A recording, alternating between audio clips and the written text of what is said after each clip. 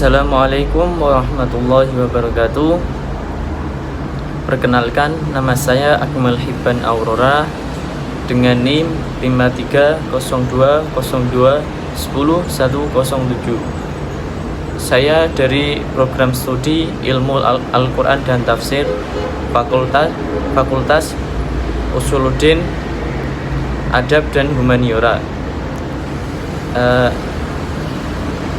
Di sini saya akan menjelaskan mengenai tafsir Al-Munir guna memenuhi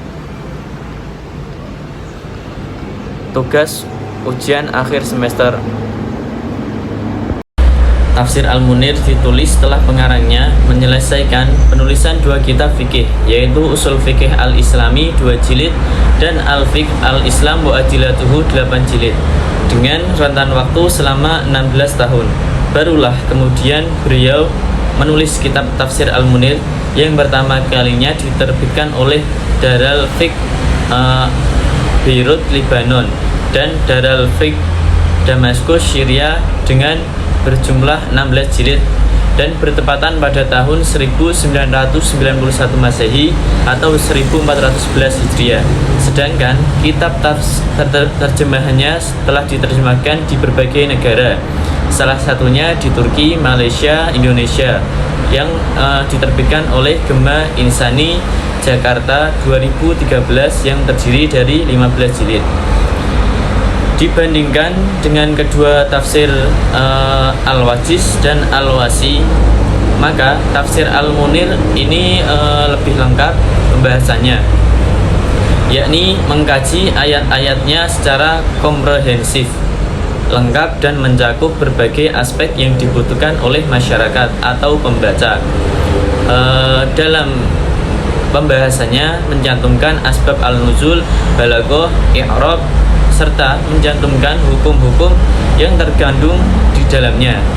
Dan dalam penggunaan riwayatnya beliau mengelompokkan antara yang maksur dengan yang makbul, sehingga penjelasan mengenai ayat-ayatnya selaras dan sesuai dengan penjelasan riwayat yang sahih, serta tidak mengabaikan penguasaan ilmu keislaman seperti pengungkapan kemukjizatan ilmiah dengan gaya bahasa dan gaya bahasa. Di samping itu terdapat perbedaan mengenai 3 tafsir tadi, maka terdapat persamaan. Di antaranya adalah sama-sama bermaksud menjelaskan ayat-ayat Al-Quran secara komprehensif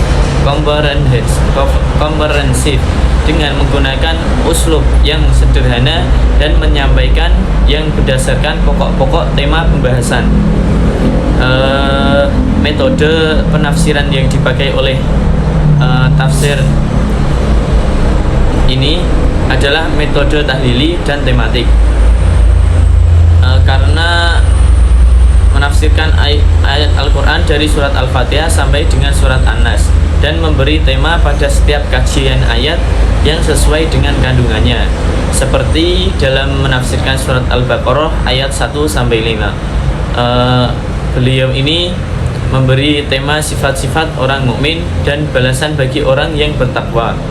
Seterusnya sampai surat An-Nas selalu memberi tema bahasan di setiap kelompok ayat yang saling berhubungan.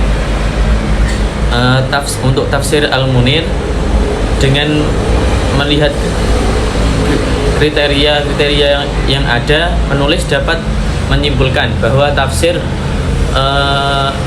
Al-Munir ini bercorak adabi, ijtimai, dan fikhi, karena penafsir mempunyai basic keilmuan fikih, namun dalam tafsirnya beliau menyajikan dengan gaya bahasa dan redaksi yang teliti, dengan situasi yang berkembang dan dibutuhkan dalam atau di tengah masyarakat. Sedikit sekali beliau menggunakan tafsir bi'al ilmi, karena memang sudah disebutkan dalam tujuan penulisan tafsir beliau bahwa beliau akan mengcounter beberapa penyimpangan tafsir kontemporer. Untuk sistematika, langkah-langkah sistematika pembahasan dalam tafsir Al-Munir, penafsir menjelaskan dalam muqaddimah tafsirnya sebagai berikut. Yang pertama yakni mengklarifikasikan ayat Al-Quran dengan urutan mushaf yang ingin ditafsirkan dalam satu judul pembahasan dan memberi judul yang cocok. Yang kedua yakni menjelaskan kandungan setiap surat secara global dan umum. Yang ketiga, menjelaskan sisi kebahasaan ayat-ayat yang ingin ditafsirkan dan menganalisanya.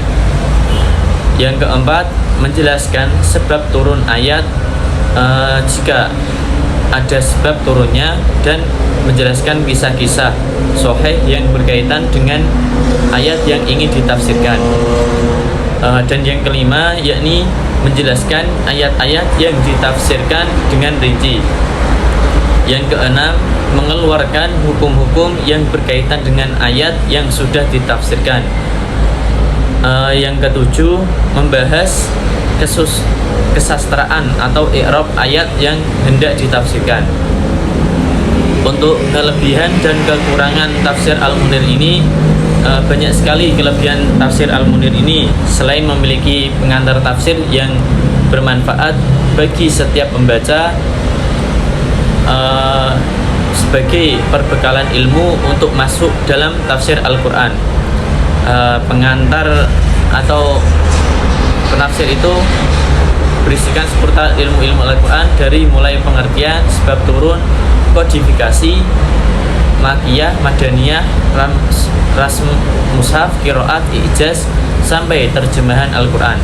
Tafsir Munir ini mudah dicerna bahkan oleh orang asing atau ajami, karena bahasa yang digunakan sangat sederhana dan tidak seperti bahasa-bahasa kitab klasik yang terkadang memusingkan kepala. Untuk kelemahan tafsir Al-Munir ini yakni seolah hanya mengutip dan jarang sekali memberi tafsir baru yang sesuai dengan konteks kehidupan modern. Syekh Muhammad Qurayyim Rajih dan ahli qiraat di Syam sangat memuji tafsir Al-Munir. Beliau berkata, kitab ini sungguh sangat luar biasa. Syarat ilmu disusun dengan mode ilmiah, memberi pelajaran layaknya seorang guru, sehingga setiap orang yang membacanya memperoleh ilmu dari kitab tersebut. Kitab ini layak dibaca setiap kalangan, baik yang berilmu maupun orang awam. Mereka akan mendapatkan inspirasi dari kitab tafsir ini dalam kehidupannya, sehingga ia tidak perlu lagi merujuk kepada kitab yang lain. Tidak hanya sampai situ, kitab ini juga dinikmati oleh kalangan Syiah. Hal ini terbukti karena kitab ini memberikan atau mendapatkan penghargaan karya terbaik untuk tahun 1995 Masehi dalam kategori keilmuan Islam yang diselenggarakan oleh pemerintah Republik Islam Iran. Kitab ini juga disambut oleh berbagai negara dengan cara menerjemahkannya dalam berbagai bahasa seperti Turki, Prancis, Malaysia, dan Indonesia. Kitab ini seolah hanya mengutip dan jarang sekali memberikan tafsir baik sesuai dengan konteks kehidupan modern dan jurnas iman dan spiritual. Metode tafsir tahlili dalam menafsirkan ayat Al-Quran, analisis tafsir Al-Munir karya Iklima, Nurul Ainun, dan kawan-kawan. Terdapat Israiliyat karena tidak ada pembatasan dalam tafsirnya. Sekian dari saya. Apabila ada tutur kata yang salah, mohon maaf sebesar. Wabillahi taufiq wal hidayah. Wassalamualaikum warahmatullahi wabarakatuh.